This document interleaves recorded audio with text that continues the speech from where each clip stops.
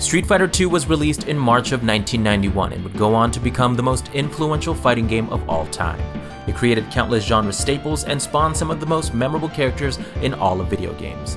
My name is BigHeadCode, and today I'll be looking at the real-world inspiration behind some of Street Fighter's most iconic characters.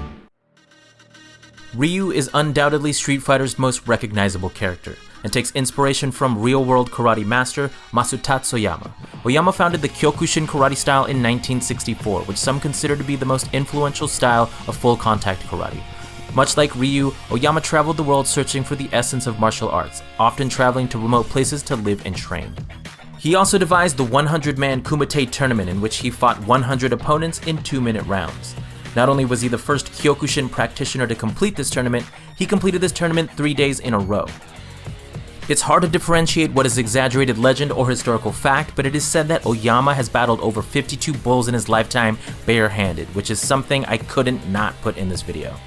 Ryu's longtime rival Sagat also has ties to Master Oyama. Sagat's design is most likely based on the character Reiba, the Dark Lord of Muay Thai, from the 1970s manga Baka Ichidai, which is inspired by the life of Masutatsu Oyama. On numerous occasions, Oyama and practitioners of Kyokushin karate would test their skills against practitioners of Muay Thai. In one such battle, Oyama is said to have faced a fierce Muay Thai practitioner by the name of Reiba. Reiba is depicted in the manga as having a bald head and Sagat's signature eye patch. Sagat is also said to have taken inspiration from real-life Muay Thai fighter Sagat Pachindi.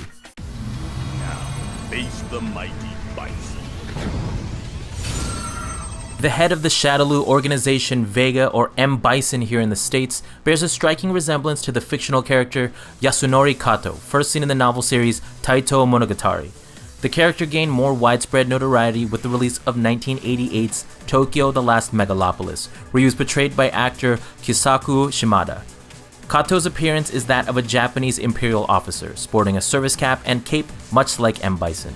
And like M. Bison's psycho power, Kato is a skilled sorcerer and onmyoji, meaning he can manipulate Oni or demons.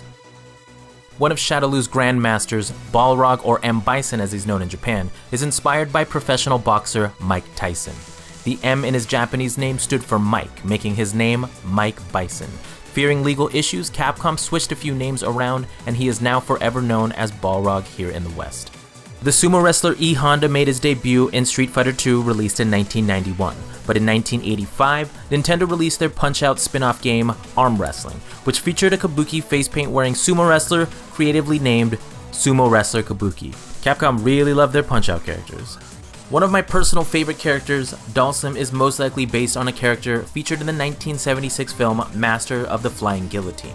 In it, the one-armed boxer faces a character simply known as Indian Assassin, who sports a turban and beard and has the ability to stretch his limbs much like Dhalsim.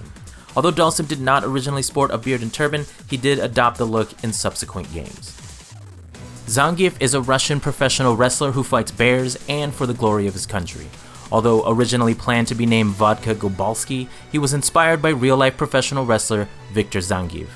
Zangief was a Soviet amateur wrestling champion who would later wrestle for New Japan Pro Wrestling.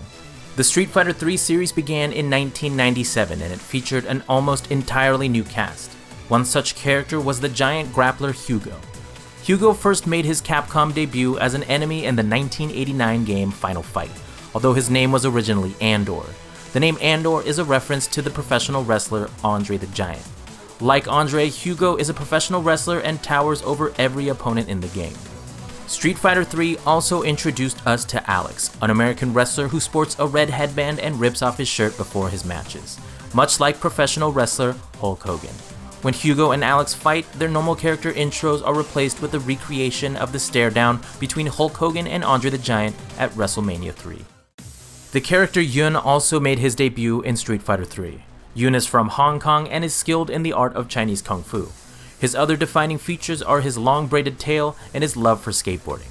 While Yun bears a resemblance to the Gundam Wing character Duo, he is most likely based on professional skateboarder Qian Liu, famous for his world record ollies and long braided hair. That's all for now, but there's a ton of Street Fighter characters I have yet to get to. If you enjoyed this video or like this sort of thing, please leave a comment or hit the like button below. My name is BigHeadCode, and thank you for watching.